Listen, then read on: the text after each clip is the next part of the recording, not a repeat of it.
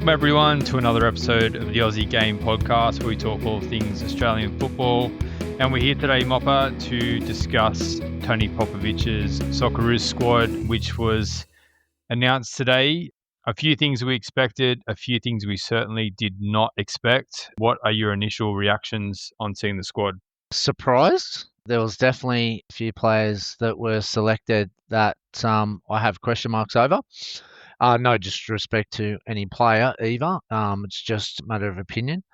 I'm just not sure of the direction that we're taking. But again, I didn't get clarity like Canada and America when I listened back to Marsh and Pochettino.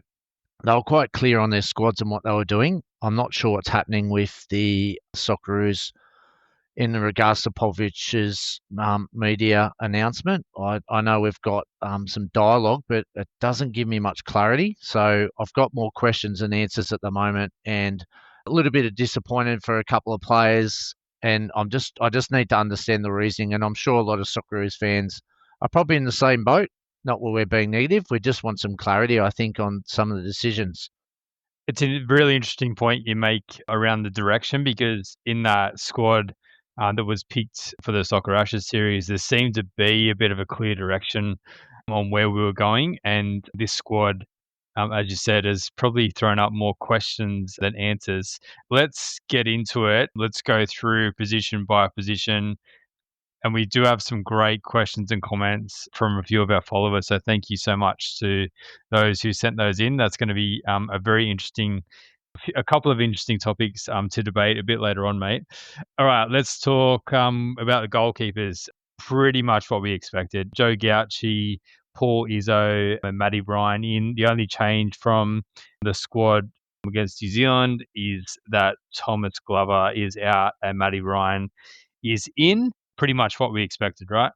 Yeah, absolutely. Ryan's settled in now with Levante and is starting every week.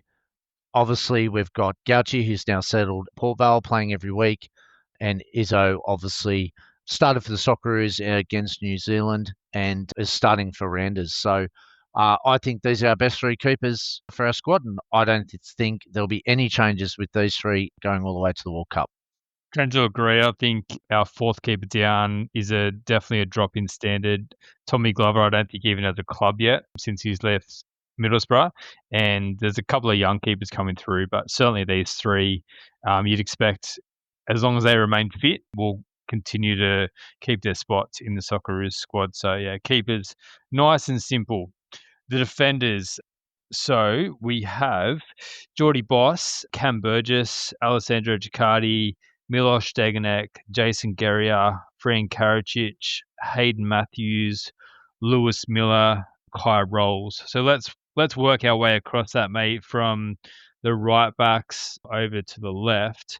On the right, we have Lewis Miller, who has been the preferred for Tony Popovic. And then it's nice to see Fran Karacic.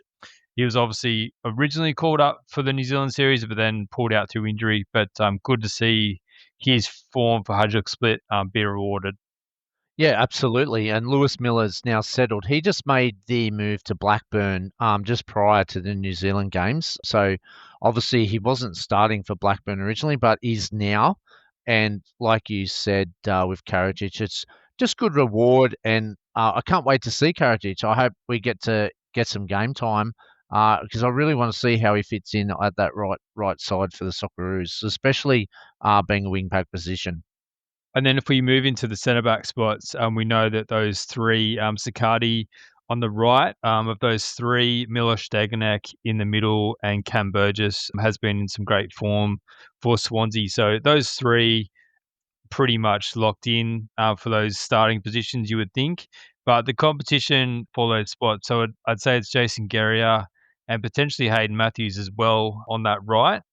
Potentially Matthews could play in that middle if required. The left side's interesting. Kai Rolls would be the backup for Cameron Burgess, but then we don't have a really obvious left back. We know that Kai Rolls played in the left wing back spot in the second game of the Soccer Ashes series. So, and you've mentioned before about his height, potentially more defensive minded playing in that spot. So do you think that's the thinking again for Popovic? Yeah, look, I see it in some of the top Premier League clubs as well, especially with Arsenal, four centre backs sometimes across the back. I think that left hand side, just with that when he brought in roles, is just that extra security and playing that extra defender. So we can play those four across the back and allow the left wing back and right wing back to, have freedom of space and will to do whatever they want. I'm just excited to see Hayden Matthews still regain selection. I was a bit worried he's getting no time at Pompey, but is a very prestigious young talent that I think, and I'm just glad he's still been rewarded, even though he's not getting game time. As I just see a lot of potential with Hayden Matthews, and obviously we know the three central defenders that is starting for Popovic consistently now are pretty much a lock and playing every week, which is really good. And I just think that left hand side just gives Geordie Boss an option to be higher up the pitch than just a left wing back and allows him to be a bit more space. Although you've got to say against New Zealand, Rolls started there and Boss was on the bench, but I'm sure tactically it's Boss. If it was a World Cup game, Boss would be on that left hand side, either higher up the pitch or in that left wing back spot. Just on your point around Hayden Matthews, and I'd probably extend this into Garrier as well. I think when I look at those options there, Jack Iredale was one that was in the last squad but not included in this squad. But we're not exactly screaming out for backup options behind those three. We know Harry Sutar is coming back from a long-term injury, but I think like Jason Guerrier hasn't been playing a lot in Japan, and as you said, Hayden Matthews very limited game time for Pompey as well. So it's probably a limit of options there, and there's not a lot of others standing out. I've mentioned to you before Gianni Stensness, who's only just come back for Vikings. So potentially, if he continues to get minutes, he might be in the frame. But yeah, it's probably not just screaming out for a lot of options behind those three at the moment. Yeah, and there's nothing wrong with that. We're quite settled, aren't we? And defensively, we look quite solid. And we were at the last World Cup as well. So I think there's a lot of balance there. There's a lot of solidity there. There's a lot of continuity there. And I think they're just growing, which is what you need going into a World Cup. We've got to test ourselves against the higher nations with that balance that he's looking for. So I think that's why there's no surprise. Gary obviously was in previous squads. So I was a little bit surprised when he was in there, but when you reflect and look back further, he was part of that Popovic era. So yeah, no, look, Nodal, he's been doing well this season, but again, 50-50. You could go for either one. I'm sure they'll do a job for you.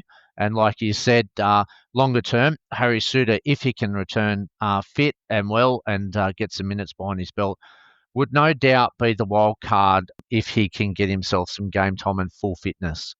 Yeah, talk of him coming back before the end of this year, this calendar year. So probably more in the mix for those windows earlier in the year. Probably for me, I was disappointed not to see Jacob Italiano being playing so well and so consistently at Grazer AK, potentially instead of Kai Rolls, but not sure what he has to do to get a look into the squad. I think he'd be a great backup to have a look at behind Geordie Boss, but yeah, unfortunately, he hasn't made this squad, Italiano. He's still in the mix though, and yeah, obviously not in this one, but yeah, don't rule him out further along the track. I still think that backup left wing back is still there. We haven't seen Beige either. So yeah, does that mean closer to the World Cup we might see one of these players potentially? Because obviously I don't think Popper's going to go to the World Cup with just Geordie Boss on the left. No, I tend to agree. And there's other options as well. Obviously, Geordie's brother Casey's been frozen out a bit at Mines. Jacob Farrell can't really get his body right at Pompey, unfortunately. So there are other options if they can get themselves sorted. But I think Jacob Italiano is really the standout, and he might be used in future windows. But we'll wait and see on that one. Let's look ahead to the midfielders. Max Ballard, Cam Devlin, Aiden Rustic, Connor Metcalf, Aiden O'Neill, Alex Robertson, Patrick Yazbek. So of those midfielders, Cam Devlin gets rewarded for his strong form at Hearts, probably comes in for Ryan Teague if you're looking for that kind of matchup. And then Alex Robinson, he's in. Anthony Callick misses out, as does Sammy Silvera, who was named in the midfield but ended up playing at right back in the last window. So probably for me, the storylines around there, Cam Devlin, we mentioned him last week, mate. Outstanding form for Hearts. Really deserves his spot. Great to see Maxi Ballard in the squad again. He didn't let anyone down in the Soccer Ashes series. And Alex Robertson, a recall after I think it's a couple of years away from the Socceroos. Obviously, plenty of rumours and about what was happening with him, but yeah, Popovic has obviously had those conversations with him and he's back in the mix. Otherwise, pretty much what we would have expected in that midfield. Yeah, spot on with Cam Devlin. He's really deserved it and was part of the World Cup squad in the last one at 2022. His form has been outstanding, playing every minute, definitely deserves to be there. Absolutely agree. Ryan Teague has just probably suffered the consequences of no club football. He's hardly getting a minute, and obviously that is obviously suffered. And we didn't really have the best game again in Canberra as well, so maybe that lack of first team football is really hurting. Silvera's interesting for me because, as you said, no proper left wing back or left full back is probably a question mark. I know he was heavily criticised in Canberra, but he did carry a knock into that game and got another knock in that game in Canberra against New Zealand. So again, naturally on the left, there's only really limited options. He can be hard done by. He's been playing as well, consistent minutes for Middlesbrough. Alex Robinson, like you said, it's a real interesting one. That one, I'm not sure where this one's come from. It's not like he's been in club football land and is dominating anywhere like the others. He has been capped for Australia 2 times before. He has been capped also at England under 17 and under 18 international as well.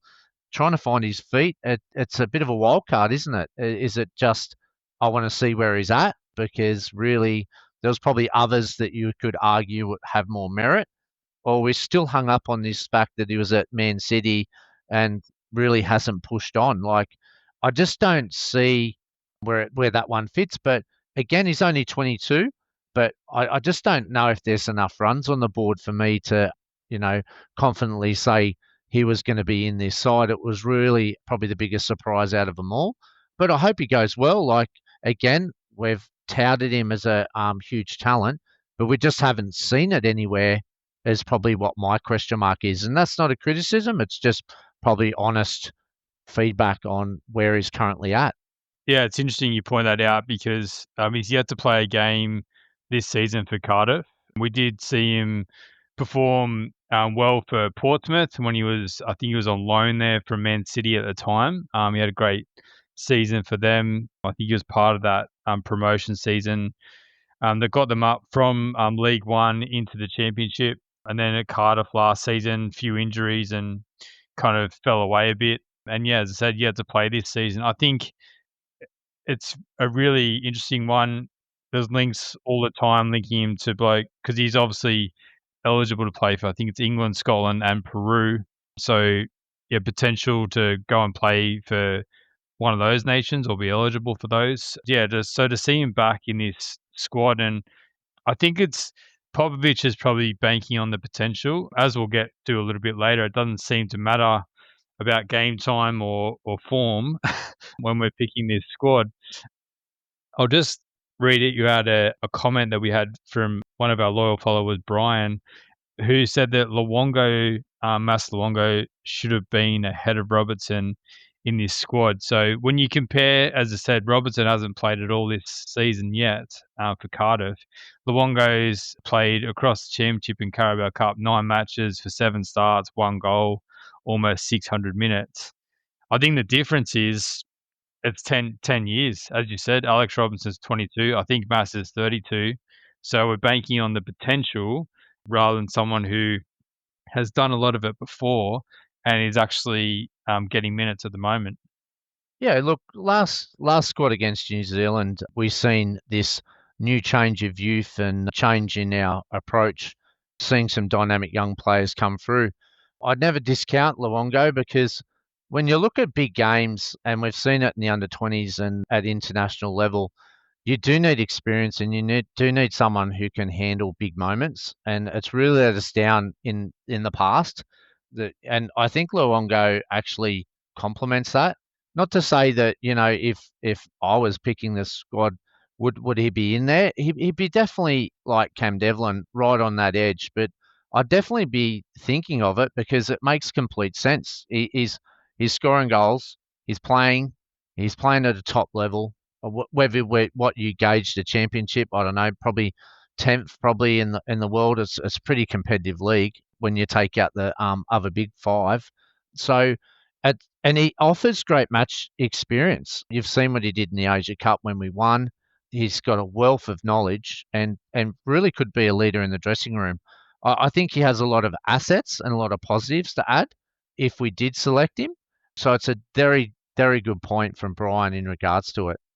I think and we've spoken about this before, it really comes down to that contrast. If we're playing that double pivot, what do we need out of the one that's going to complement the other? So potentially bringing Robertson in, Popovic has got ideas as to the type of player that might play next to him, that might get the most out of Robertson.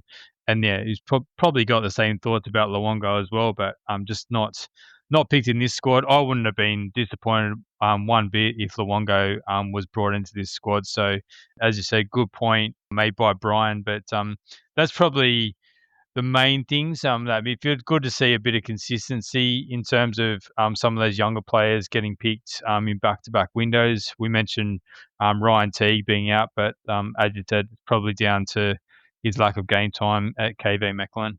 Yeah, and it's good to see Max Ballard, be rewarded for such a fine double performance against New Zealand. He really looked the part and has been rewarded for his game time as well.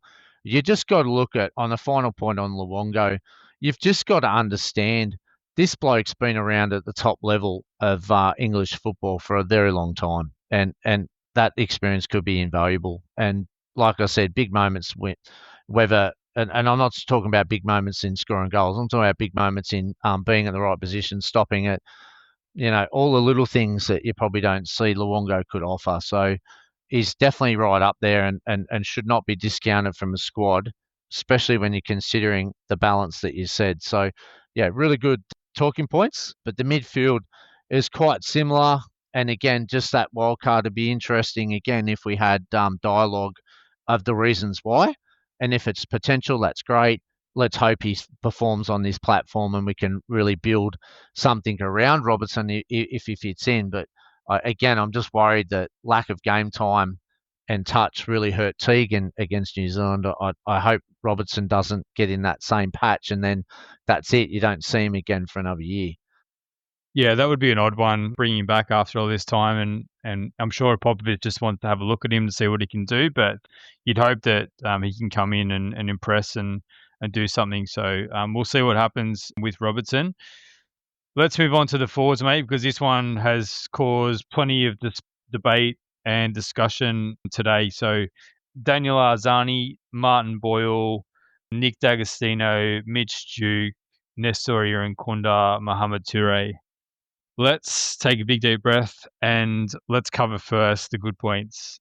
Mohamed Toure and Nestor Irankunda, good to see them rewarded for their outstanding performance in the Soccer Ashes, particularly in that second game in Auckland, where they're absolutely dynamic. They had a great combination. It's good to see that Popovic has chosen to continue with that combination, and let's hope that we get to see a bit of it across this two-game series with the Canada and the USA. Yeah, look, those two have been the most, or two of the, probably three of the most exciting attacking players that we've seen, and they really showed the future of Australian football, especially we've been crying out for so long for these attacking flair players to really perform on the stage, and they're so young. And it's so fruitful what we're going to be watching over the next 10, 12 years. And they showed against New Zealand. Can't wait to see them play against Canada and America, another level up. And yeah, it's going to be exciting to see the maturity and whether they can compose themselves on the biggest stage now as they step up through their journey. So, yeah, super excited. All right, let's touch on a few of the selections that have raised some eyebrows amongst the Australian football public. I'm going to read out a few comments, but I just want to draw your attention to a poll that we put up during the week. So the question was, assuming Mohamed Touré is picked as one of the strikers, who would you like to see picked as the other striker in Popovic's next squad? Zach Sapsford came back with 52% of people saying they'd like him. 37% said Noah Bodic. 8% said Apostolos Stamatolopoulos. And 3% said other. So none of those three that were polling there, and I know that's for the options we provided, but none of those players were selected. Daniel has made a comment in terms of saying Azani, Duke, D'Agostino at this stage. Why? Some of the oddest selections I've ever seen. Mark says, I've always liked Arzani, but he literally never plays for his club in a poor league. Why has he been selected and Segicic hasn't? I'm sure that's a question a lot of people have as well. Joey Lynch, who's a reporter for ESPN, made the comment of after Segicic's comments to the BBC yesterday about getting his body right. I'm leaning towards that being the reason for his absence. So just read you part of Segicic's interview with the BBC. So I'll get the international break here and I'll be able to get my body well and be ready for Portsmouth. I think everyone wants to go represent the national team, but it's another opportunity to stay here, get their body right, and prove a point. Mopper, these selections, I'm just not sure where they've come from. We had such an exciting squad, as mentioned before, for the Soccer Ashes. Looked like we were going in a clear direction, and these selections just don't say that to me. So, what did you make of the other forward options? I suppose Martin Boyle has been consistent. He gets consistent game time for Hibernian. Divided opinion for sure, I suppose, but that's not a shock. The shock ones that are in there: Daniel Arzani, Nick D'Agostino, Mitch Duke, we know who's been in the squad before. So all decent players, but I just think we've got better options at this time. Yeah, look, I'm going back to the whole start of this. I had the privilege of listening to Poch, America's head coach, and Jesse March, Canada's head coach, obviously articulate their squad and who's in and who's out and what they're trying to do and how they're trying to evolve and how they're working towards the World Cup. I'm pretty disappointed that I don't know what the communication strategy is, the way the squad was announced. If we had these answers or we had these responses, we'd be able to discuss them at good football topic points. But we haven't had that opportunity. Now, should this happen like after all this, innuendo and all this theory about what's happening or who's right, who's not, who we don't know the conversations, it's just allowed this, mystery to what we're all trying to figure out when it could have just been clarified in the first place. This is the national product and the national team. It deserves to have a better response than what was communicated out. And then we could understand and we can talk about the reasons why. But we're just guessing. And the facts speak for themselves. Like we're only going off data that is pretty clear cut, who's in form and who isn't and who's playing where. There's lots of stories to this. If you look at Duke, great performance against Saudi Arabia. Has been a major presser in Arnold's World Cup campaign prior.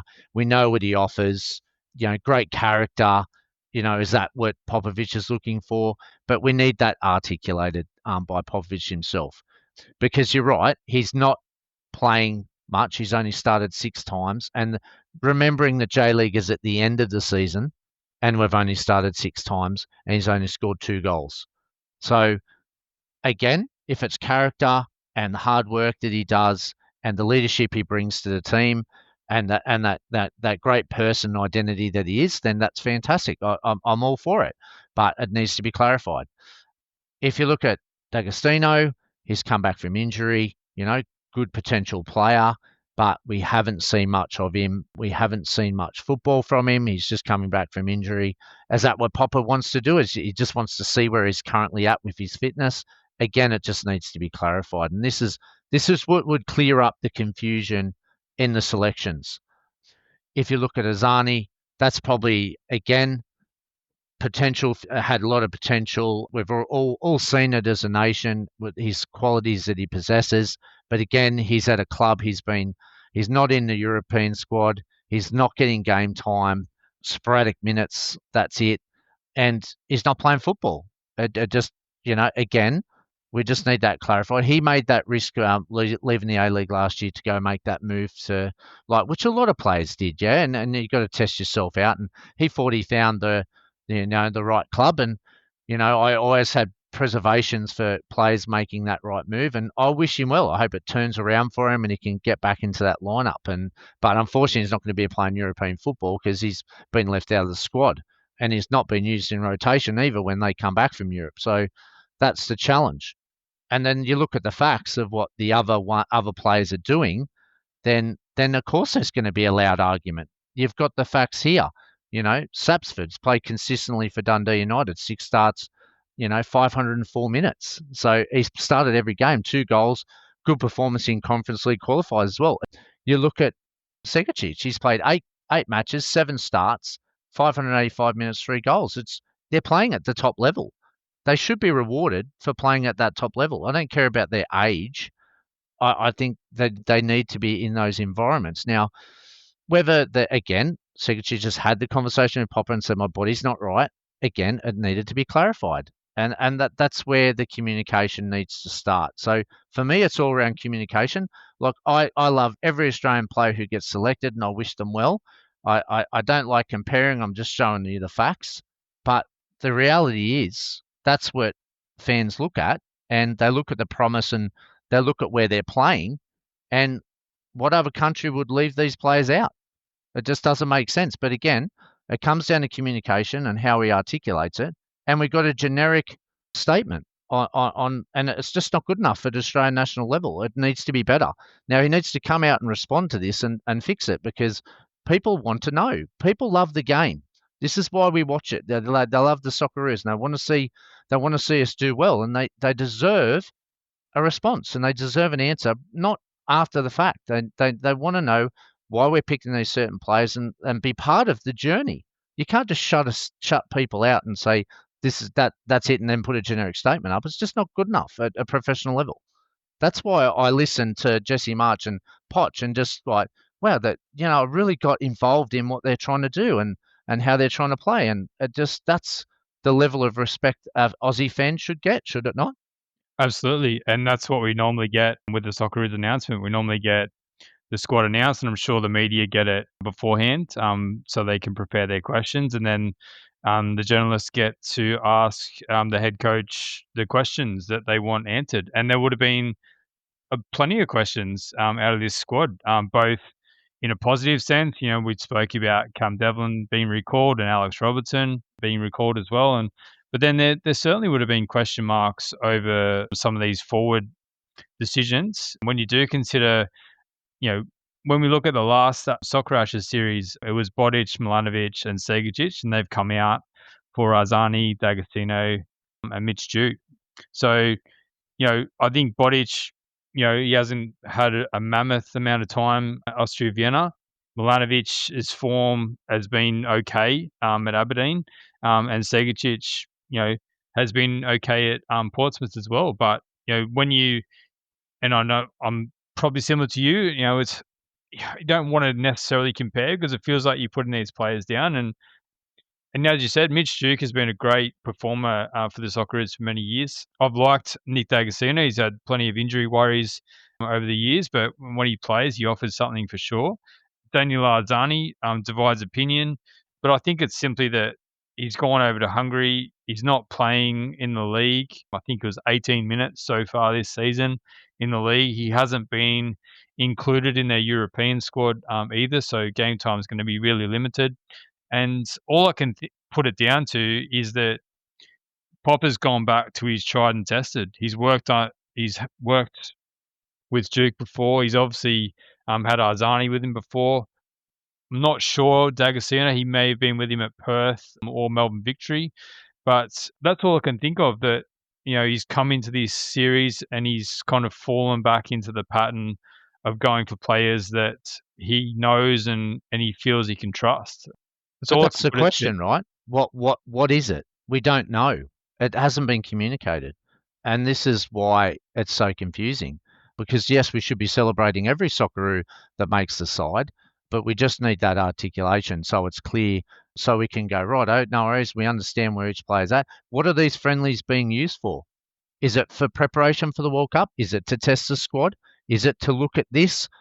This is what a fan wants to know, because we're passionate about it and we want to follow the journey.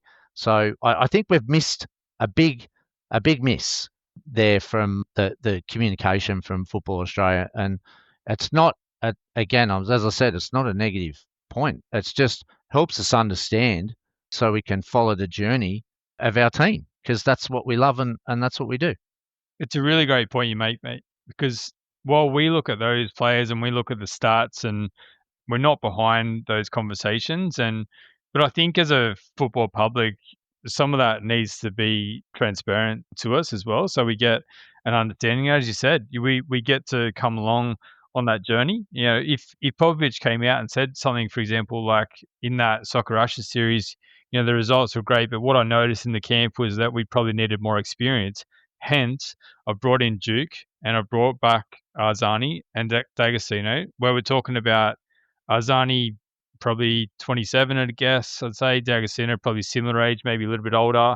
Duke in his 30s. Maybe that is the point, that rather than having Bodic, Milanovic, and Segacic in that squad, who are all young and inexperienced, and they offer something different, but I needed more experience in. So yeah, it's disappointing that we didn't get a press conference from Tony Popovic, and I hope in the next few days we at least get some kind of questions put to him so that he can provide a few answers on his selections, because it would be really great to be involved with that.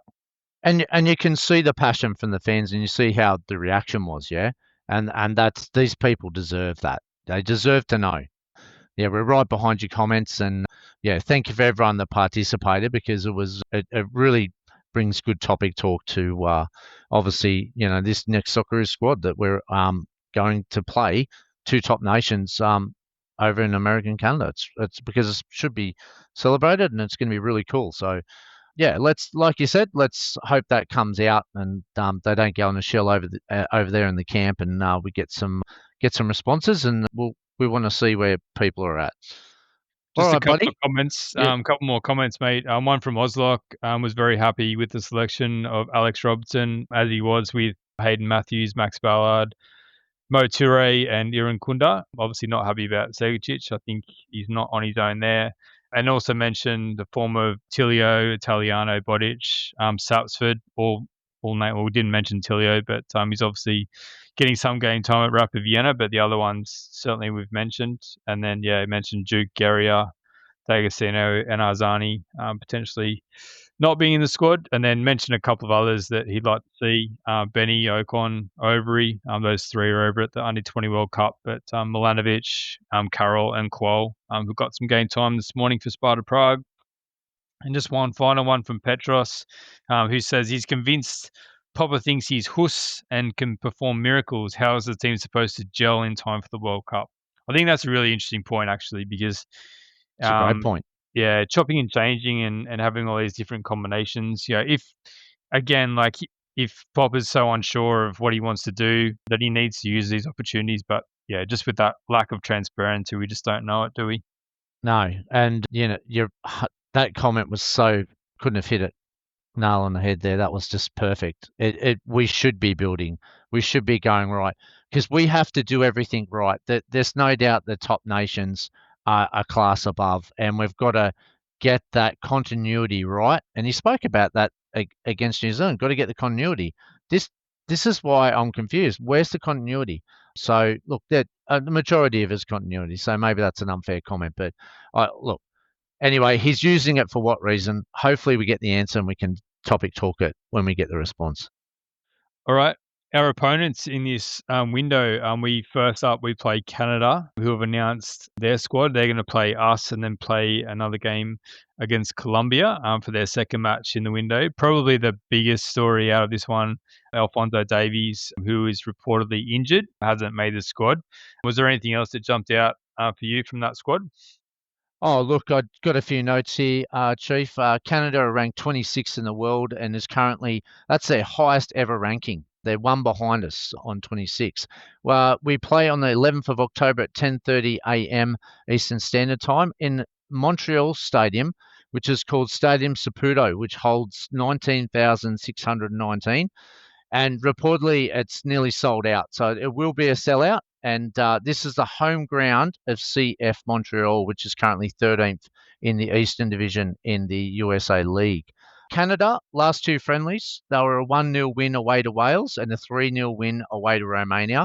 They did lose a quarterfinal penalties against Guatemala in the CONCACAF Gold Cup on penalties. So they would have been extremely disappointed there.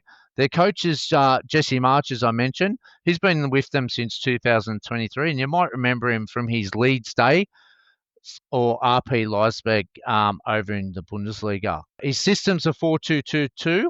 He likes a defensive principle. As you can see, they haven't conceded many goals, but his signature high press is what he aims to win the ball high up the pitch, is what we're going to have to be aware of. And he likes that pressure often to be triggered when the ball is played to the flank. So he wants to counter-attack on those offensive flanks, get wide and attack early. So he's got a sense of aggression there, March, and his belief in his players and emphasising winning every moment is his philosophy. So let's have a look at the forwards. We've got Jonathan David. So he is from Juventus. He transferred over from Lille. Now, if we just have a look at his stats, my friend, he has scored 37 times for Canada in 69 appearances and is a prolific striker, hence why you've picked him up from Lille. He's played 4 games for Juve and he scored 1 goal. But if you look at his career in France at Lille, he had 178 appearances for 87 goals. So a true international there, Jonathan David. Now, he normally plays with some of these players. Sil Laran is probably from Feyenoord. It's probably the one we have to look out for apart from David. He's had 86 caps at 30 goals. He played for Mallorca, 67 games, 10 goals, but he's on loan at none other than Feyenoord. We know who plays there. So there are a couple of attacking options that they've got. They've also got Tani Aloisi from Villarreal, and they've also got Promise Davard from Royal Union Saint. So they're pretty attacking lineup, and they've definitely got some goal threats. If we look at the midfield, we've got Al Hamid from Vancouver. We've got Tajon Bertrand from Villarreal CF. We've got Mate Colono from LAFC. Stefan Escuedo from Porto, so we know how strong Porto is. Ismail Kone from Sassuolo. Liam Miller from Hull City. Jaden Nelson from Vancouver, and Jonathan Ciro from Toronto, and Nathan Saliba from Anderlecht, and Jacob Schelsberg from Nashville. So a bit of a mix of local US League talent and a few overseas that keeps the cog ticking in the midfield. They've been very defensively solid. They've got Zoran Basong from Sporting Kansas City, Bombito from Nice, Cornelius from Rangers, Luke de Forges from FC Dender, Richie Lavea from Toronto, Nico Sigur from Hajduk Split, and Joel Waterman from Chicago Fire. So pretty solid backline with, again, same bit of mix of experience there with the US and overseas. And their starting keepers normally Dane St. Clair from Minnesota FC. And they've bought the 2 goalkeepers from Portland Timbers, who will probably be the backup. Maximum Krupau is probably the one that fights out with Dane for number 1. And James Patelis will be the probably number 3 in the game. So they've got a very solid squad, very solid style. They've been together for a while. You did mention a key out, but they're still very strong. You mentioned there of Jesse Marsh liking that high press, send the shivers down my spine with the way that we've coped with the press. Or even New Zealand put us under a whole heap of pressure with their press, didn't they? So that will be a huge test for us to see how we cope with that, and if we want to play the ball out from the back. So yeah, great test of our ability to be able to do that for our back line. Yeah, and I think Max Ballard stemmed that in the second leg, and he was able to play through that press, and that's why I think we're so successful in transitioning the ball, especially getting it forward. And he really linked up well, and it was an outstanding performance. So hopefully I would assume that Max Ballard would anchor the midfield with Aidan O'Neill. I would say that, but you never know. We've got two-legged game here. We've got to play America as well. So it'd be interesting to see how Popper lines them up. And look, they'll be super competitive. They're at home. They're going to sell out crowd. They're on the rise, Canada, and they're looking good. Are they that next level? Probably not, but they're certainly building towards that. Again, they don't have, apart from Jonathan David and Davies, you said that's out and out star. They're just a good football team that has continuity already. So a lot to prove, obviously, with the World Cup being over there as well. All right, let's have a look at the USA squad, mate. Again, they've probably got a reasonably big out in Tyler Adams. Based on the comments I read on their post, looks like his wife's due to give birth around the time of these games, so he's being excused from the squad for that. Some big names in there, obviously in the USA squad. Christian Pulisic really stands out to me, but what else can you tell us about the USA squad? Righto, Chief. Well, we're going to be jumping on a plane and we're going to be travelling 3,054.2 kilometres, which is a 4-hour, 13-minute flight as soon as we finish Canada. Socceroos play USA ranked 16th in the world. Obviously, we're currently ranked 25. The game will be played at DSG Park, home of Colorado Rapids. The capacity is 19,680, and you'd say that would be a sellout as well. It's a real football pitch. The last three games America has had, they beat Japan 2-0, they lost against South Korea 2-0, and lost in the CONCACAF Gold Cup final to Mexico 2-1.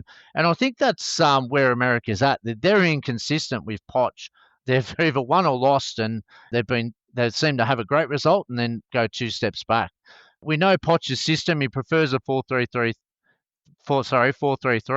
He does adapt sometimes to 4-2-3-1, but the 4-3-3 system is his. You would have seen that in the Premier League. They play Ecuador 4 days earlier in a friendly on the 11th in Texas. And under Poch, USA have played 18 times with 9 wins, 7 losses, 1 draw. Note the only draw was against New Zealand in a 1-1 draw. So there you go. There's a bit of information for you. Now, let's have a look at his roster. He named his October international break, which will see United States, as we said, play Ecuador before they play us. Weston McKennie makes his return to the national team. And during this break, as you said, Tyler Adams, Dest and Gio Reyna will miss out due to personal reasons and injury. So Gio Reyna's a bit of a loss for him as well. What I liked, he said, with the time World Cup dwindling, this is a camp that I want to use to refine our top squad and build upon the United States after we defeated Japan 2-0 during the September break. We want to face strong sides who have either qualified for the World Cup and face good opposition, so when we're in camp, we're ready. He opened up on some of the culture shift that has happened during his time. So he's just been over there for just over a year, so 13 months in the national team. But he said he's happy where things are at the moment. He said this is an experienced roster, and he's calling on America to take step by step, and he's looking at Chris Brady being the only player that's the first cap in this lineup. Matt Turner, Cameron Carter-Vickers, you'll all be familiar with. James Sand, Aidan Morris, Tanner will make their returns to the squad after missing out on the Gold Cup. So they did have some big players missing. Let's have a look at their roster. Goalkeepers, you've got Chris Brady, who's obviously the first cap. You've got Matt Ferraz, he's had 9 caps. Patrick Schutt from Columbus, 3 caps. And the number 1, Matt Turner from New England Revolution, he's 52 caps. The defenders, they've guessed 8 of them. There's Mark Aston, he's Columbus, he's played 12 caps. Vickers, we know from Celtic. Freeman from Orlando. Mark McKenzie from Toulouse. Tim Ream from Charlotte, he's had 77 caps, very experienced. Chris Richard from Crystal Palace. Anton Robinson from Fulham, Chief, one of your favourites, and Miles Robinson from Cincinnati. So they're experienced backline. In the midfield, we've got Brandon Harrison from Leeds United. He's a really good goal sneak as well. Diogo Luna from Red Salt Lake. Weston McKenna from Juventus. He's had 60 caps, 11 goals. Aidan Morris from Middlesbrough, Christian Roldan from Seattle, James Sands from St. Pauli. We've got a couple of Aussies there as well. Tanner Tessman from Lyon and Tillman from Leverkusen. So very experienced midfield. Up front, they've got Agamang from Derby. He's scored 5 goals in 12 caps. Balogun from Monaco, who's been scoring some goals. He's had 19 caps, 6 goals. Pulisic, we know. I don't have to say his numbers, but I will. 80 caps, 32 goals. Tim Ware from Marseille. Has Wright from Coventry City. Alexandris from Club America. They've got a very strong side, but have been very inconsistent. And as we said, Joe Rayner's probably the biggest absence with Tyler Adams in Poch's team. It's very interesting. It said we've got the return of the Jedi after Christian Pulisic, Anton Robinson back in the squad, arguably one of the most important players, Poch said, in the lineup. So, as I said, they played Japan last at 2-0 and have been very inconsistent, but, we're looking forward to a very strong contest there, and it should be very interesting. Tell you what, Jedi versus Miller down on that flank should be interesting. The two of them going head to head. That would be very fun to watch. But as you said, look, very solid nations for us to play. Obviously, they're going to be the co-hosts of the World Cup. So to be able to play some of those games in their backyard, get used to the atmosphere, get used to the conditions as well, be a good step for us. So yeah, we'll keep an eye on all of our Socceroos selected and the ones that didn't make the squad over the weekend and see how they react, whichever side of the coin they fell on. And then, we turn after this weekend's club games, we turn our attention back to international football, and it'll be very interesting to see what happens. Yeah, and also note, I know we challenged the squad, but this is what it's all about. We want to see a super deep competitive squad, and everyone's going to have a shot, whether in that first World Cup qualifiers there with Arnold, or when Popovic took over, or when you played against the friendlies against New Zealand. So we're seeing the competition fast and thick, and it's hopefully we can have 2 massive results there. It's going to be super to play these 2 type of teams. Okay, mate. While I got you here, I'm going to ask you a couple more things that have come up the last couple of days. Let's touch on Ange Postecoglou. He's now 6 games without a win for Nottingham Forest. They unfortunately went down this morning 3-2 to Midtjylland in the Europa League. Plenty of fans not happy in the stands. He's under pressure, but how much pressure is he under? I don't think he's under any pressure. The pressure's coming from the fans, absolutely. They want to see a win. I think Forest's problem started last year when they fell off the last 6-7 games of the year, yeah? And you've seen over the pre-season there was rumblings, and then they've changed. You normally see early reaction from a coach, but I think Ange has flipped this club upside down with, obviously, they've gone from one style to completely another, and it's going to take time. Whether the fans are patient enough with him, we've seen nothing from the owner, and I really think this owner believes in Ange. And I think over time, Ange will no doubt get it right. It is a tough job, though. Like, as I said, you've gone to Forest and you're in multiple competition. We know how much of a impact Europe has on your Premier League and Premier League has on Europe. And whether he's got enough quality in that squad to compete on both, it's obviously been seen in the early stages that they haven't, and he'll have to address that in January. And then I think the owner will look at it after that. But, again, Forest is, how many changes have we seen in their players? Like, it's just a multiple in and out. It's a bit like Chelsea, probably not to as extreme, but again, they've had a lot of players come in, and again, they just haven't gelled. Last year, they didn't have Europe. Yeah, they had no distractions. They had one free shot every week. It can't be ignored, but definitely Ange has got some massive challenges on his plate. He's picked a club that, no doubt, he's no doubt under pressure. Every manager's under pressure. We're only talking about Arteta, being under pressure last week, and now he's their favourite again for the Premier League. So how things change in a week. So, but Ange has got to fix that problem. And it's a results business, as we said, and he's got to respond. And maybe he needs to bring a bit more balance to what he's trying to bring on, and a bit more slower. But he only knows one way. So whether that gets him a trophy at the end of this year or next year, who knows? Second year, more than likely, mate. But look, from what I saw of the game this morning, and then reviewing the stats post game, they completely dominated the ball, the possession, the shot count, shots on shots on target. So, I mean, Ange can only do so much from the sideline. He can set them up and prepare them to create those chances. And I mean, there was one for Chris Wood that I think it might have been chalked off for offside anyway, but it was about a meter out, and he's put it wide. So I That's just, twice he's done that. He did yeah, the same thing on the weekend with a header. yeah, that's right. But you know, I think it's probably, hopefully, the owner backs him, gives him some time to start to change things. He's got Newcastle before the international break, and then he's got some time with the players that stay behind. But when he comes back, he's come straight into Chelsea, Porto in the Europa League, high flying Bournemouth in the Premier League, Manchester United, who are not going particularly well, but who knows what they might turn up on the day.